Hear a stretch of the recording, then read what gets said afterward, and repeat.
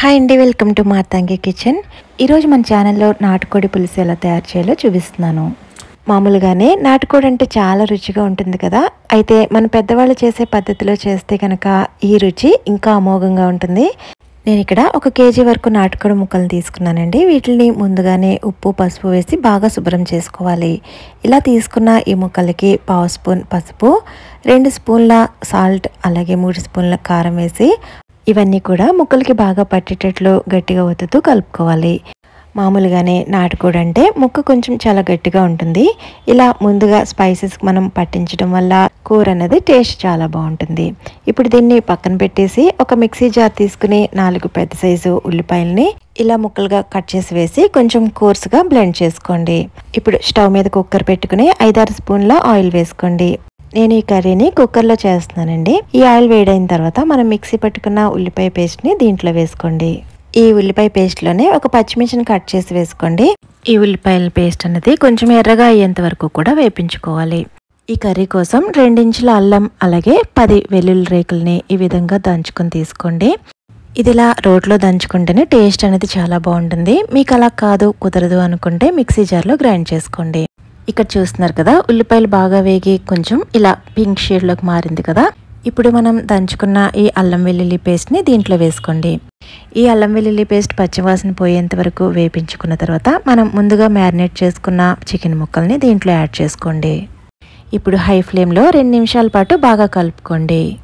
ఇలా కలుపుకున్నాక చికెన్లోంచి వాటర్ అనేది వస్తుంది. ఈ వాటర్ ఎగిరిపోయేంత వరకు మూత పెట్టి ఉడికించుకోండి. ఈ కర్రీ కోసం మసాలా ప్రిపేర్ చేసుకుందాం. దీనికోసం 1 ఇంచ్ దాల్చిన చెక్క, 2 యాలకులు, 6-7 లవంగాలు, 2 స్టార్ ఫ్లవర్స్, అలాగే జాపత్రి, కొద్దిగా మిరియాలు పొడి చేసింది 1 టీ స్పూన్, అలాగే 2 టీ స్పూన్ల ధనియాలు, 1/2 టీ స్పూన్ జీలకర్ర వేసుకుని ఇవి కొంచెం ఎర్రగా వేగేంత వరకు కూడా లో ఫ్లేమ్లో వేపించుకోండి.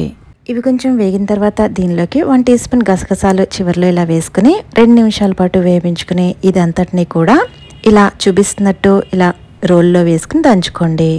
ఇలా రోల్లో వేయడం మీకు కుదరకపోతే మిక్సీ జార్లో గ్రైండ్ చేసుకోండి. ఇలా మెత్తని పొడి కింద దంచుకున్న దీన్ని రెడీగా పక్కన పెట్టి ఉంచండి.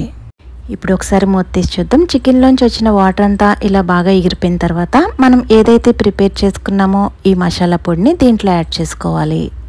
ఇప్పుడు అంతా కూడా కలిసేటట్టు ఒకసారి కలుపుకోండి. ఈ మసాలా ఫ్లేవర్ అనేది ముక్కలకి బాగా పట్టడానికి ఇలా 2 నిమిషాల పాటు ఇలా మూత పెట్టి ఉంచండి. 2 నిమిషాల తర్వాత మూత తీసి దీనిలోకి 1 గ్లాస్ వరకు వాటర్ వేసుకోండి. ఇప్పుడు అంతా కూడా కలిసేటట్టు ఒకసారి కలుపుకుని మూత పెట్టి 5-6 విజిల్స్ వరకు రప్పించండి. ఇది నాటుకోడు కాబట్టి ఒక్కొక్కసారి మట్లో ఇది తొందరగా ఉడకదండి. మనం చూసుకుని ఇన్ కేస్ ఉడకకపోతే మళ్ళీ కొన్ని వాటర్ వేసుకుని మళ్ళీ విజిల్స్ రప్పించుకోవాలి. నాకైతే 5-6 విజిల్స్కి ఇది చక్కగా ఉడికిపోయింది. చూస్తున్నారు కదా, నాటుకోడి పులుసు రెడీ అయిపోయిందండి. ఇలా నూనె పైకి తేలింది అంటే ఇది చక్కగా రెడీ అయిపోయినట్టే. పైన కొంచెం కొత్తిమీర చల్లుకుని ఇంకా సర్వ్ అవుట్ చేసుకోవడమే. నేను చెప్తున్నానని కాదండి, ఒకసారి ఈ పద్ధతిలో ట్రై చేసి చూడండి, మీకు చాలా బాగా నచ్చుతుంది. ఈ వీడియో నచ్చితే లైక్ చేయండి, సబ్స్క్రైబ్ చేసుకోండి, అలాగే మీ ఫ్రెండ్స్ అండ్ రిలేటివ్స్కి ఫార్వర్డ్ చేయండి. మరో మంచి రెసిపీతో మళ్ళీ రేపు కలుద్దాం.